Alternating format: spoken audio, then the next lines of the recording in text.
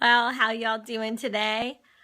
I have had such a busy day, but a great day. And hi, Jeannie. Thanks for joining. I am slowly but surely getting my voice back just a little bit, but it's been good. It's been a great day. But y'all, I've been thinking about those 4 words that I gave you yesterday and the things that we periscoped about yesterday, and I've been giving a little bit of extra thought to the word give.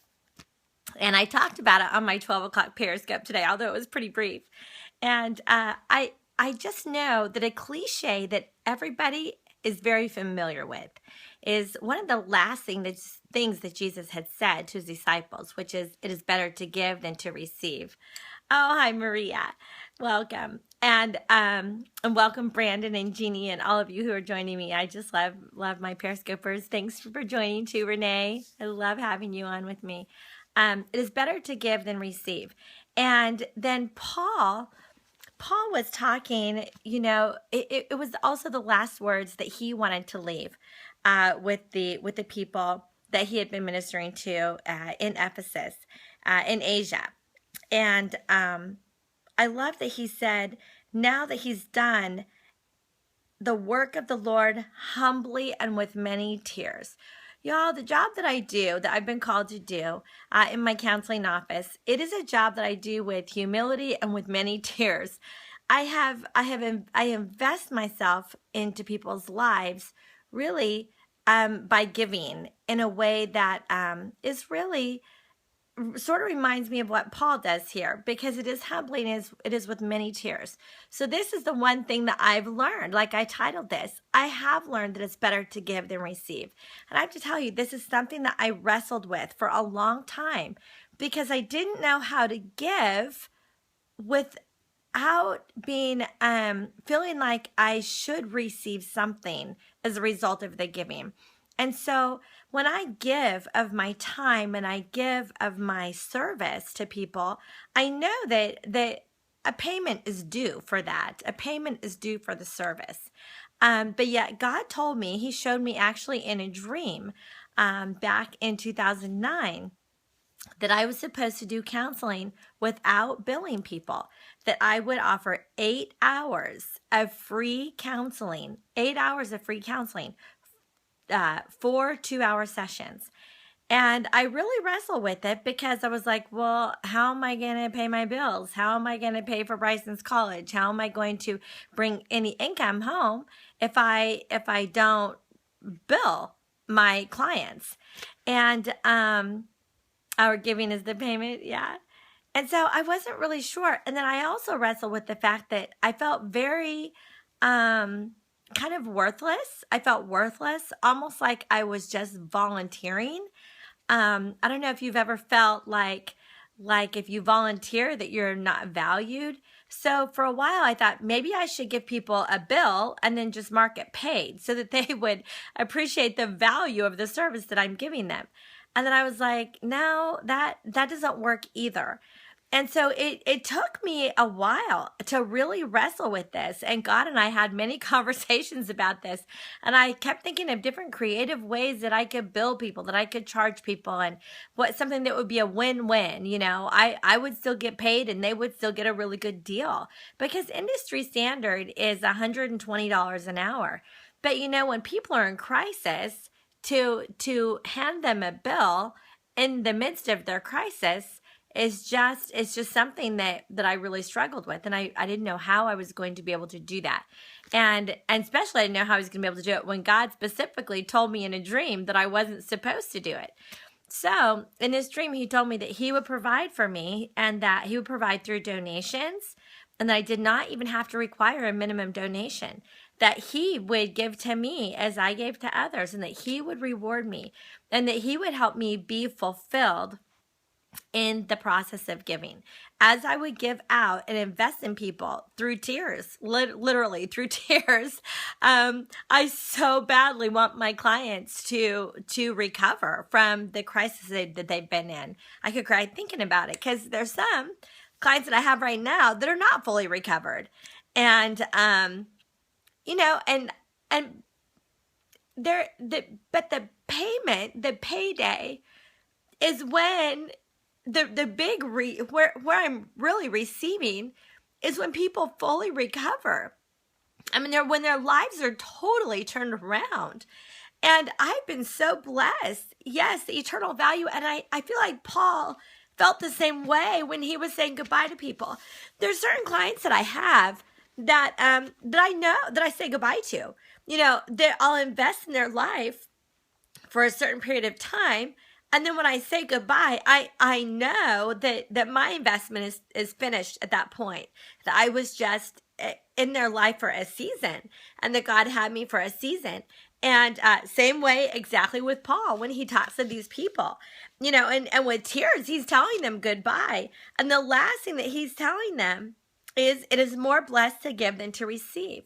But you know, what happens is we live in a culture that people give to get. People give to get. And so when you give just to give, and there's no intent of getting in return, it really is the greatest joy. It is the greatest joy. It is, and it's a beautiful thing that Jesus told the disciples. This is the way you want to live. And it's different because it's an attitude of generosity versus just giving it in a way. You know, it's like a lot of people will give like just to a cause or like a one-time gift or you know, just certain gifts that they'll do. Where Mother's Day is coming up, you know, that you'll just give a gift for Mother's Day. You'll give a card for Mother's Day.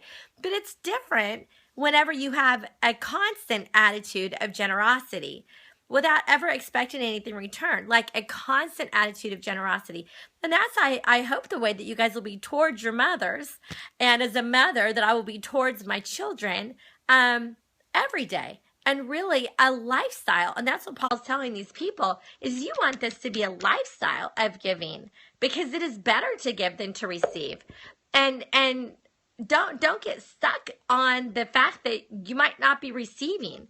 You know, clients get stuck all the time. They'll come in my office and literally, if I would let them, they would spend hours upon hours upon hours complaining about what they're not getting in life, what they're not getting out of their relationships, what they're not getting out of their job, what people owe them that they're not getting. And, you know, there's just this constant, really greed almost, where you always want more. No matter what you get, it's still not good enough. You know, you want more, and then you get that, and then you still don't feel validated, or you still don't feel valued. And people just have this constant greed. Well, I'm so glad that the Lord dealt with me back in 2009, because I had come to a point in my life, and it really started when my youngest child went into first grade. I started thinking, okay, he's in first grade now, and I had been working as a dance teacher part-time, and I began being a counselor in 1994. But when he went into first grade, I thought, what do I want to do now? You know, all four children are in school all day. I could really make a lot of money now. You know, now I can have some sort of a job or a career while the kids are in school. I can work more hours, you know, and every single fall, every time August or September would roll around, I would think, I need to make more money. I need to make more money. I need to make more money.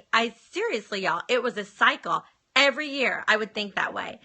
And by the time Bryson graduated from high school, thank goodness I had really found my niche, because then as he went off to college, I was already doing what God had called me to do. But God called me to do it with an attitude of extreme generosity, like really extreme generosity.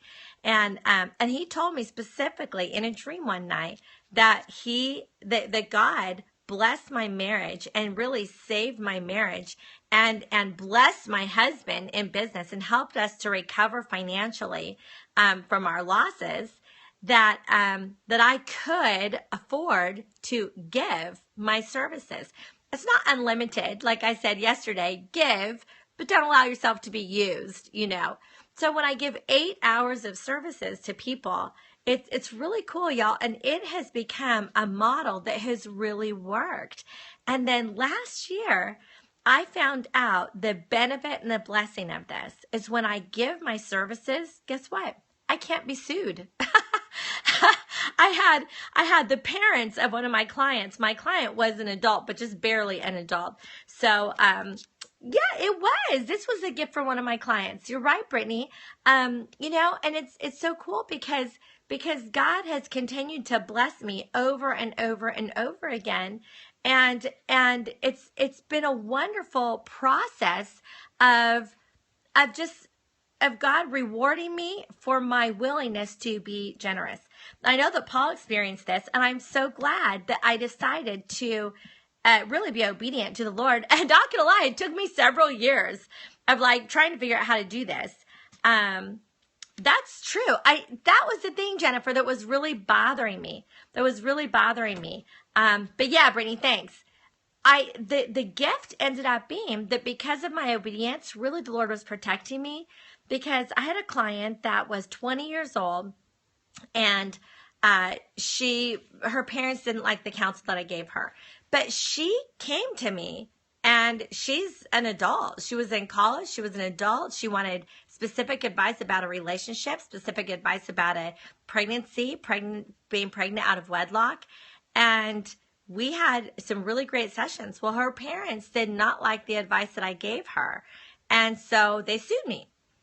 But they weren't able to sue me because I hadn't collected payment for her services. So since I had not collected payment, the lawsuit was thrown out immediately. Well, it would have been thrown out anyway because they weren't my clients. She was my client and she was an adult. So they didn't have a case. But it was really not even an issue at all. But going through that last January, that helped me to see that God allowed this sort of system that I do with my clients to protect me in a way.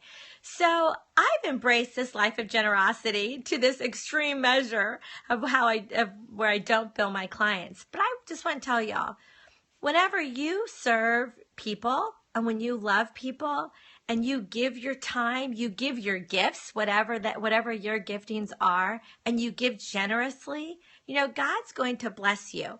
And it's a wonderful lifestyle to live a lifestyle of generosity, because you know what? Nothing's mine anyway.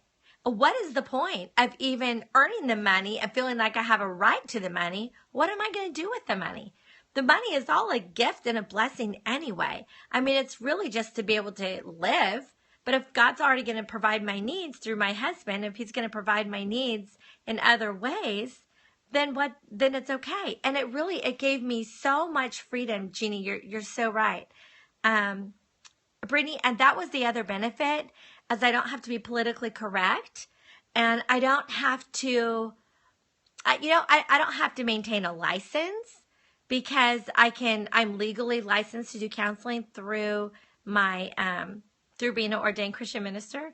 So that's my legal right to do it. But it's really cool. So I am within the guidelines of the law, but I don't have to be within the guidelines. That's right. I'm not the owner of my resources. I'm not the owner of anything. God has provided me free office space. He has provided everything I ever need. So, you know, it is amazing to just embrace the words that Jesus said and then that Paul repeated as he was leaving this time in the season of ministry, to say it is more blessed to give than receive. So y'all, whatever you're not getting right now, if you're not receiving things and you feel a little bit frustrated about it, it's okay, because there's so much blessing that comes just from being generous.